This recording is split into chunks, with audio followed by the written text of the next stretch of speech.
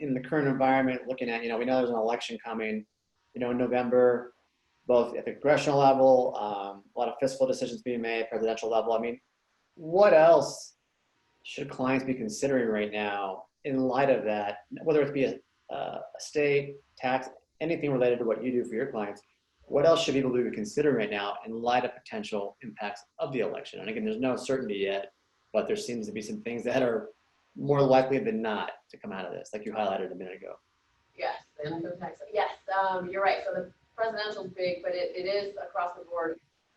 These elections are really important, and I think tax is one place that it's going to impact. So it ties in with COVID, with the economic stimulus programs, and with who's elected across the board.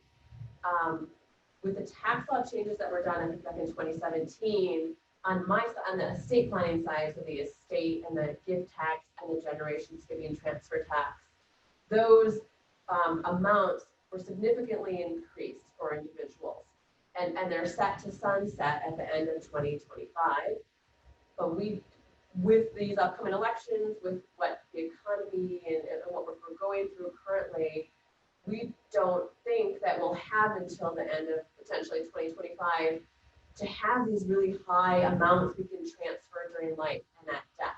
And we anticipate, could be next year, could be in a few years before 2025, that those rates, estate tax, the gift tax, the generations giving transfer tax, the amount that you can transfer is going to fall from the estate tax, and the gift tax exemption is currently 11.58 million in 2020 for each individual. We don't, and it's indexed for inflation, so it'll go up again a little bit next year.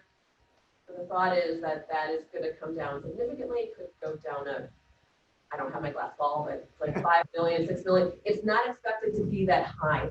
We know that 2020 we should be okay. And so if you're looking to do any planning this year, we're pretty, we feel confident, right, that those are the amounts we can play around with. 11.58 billion.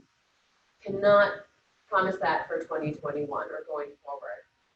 So I think the elections will have a big impact. By the time you get to the election, that's November, and we only have a short window of time. Right.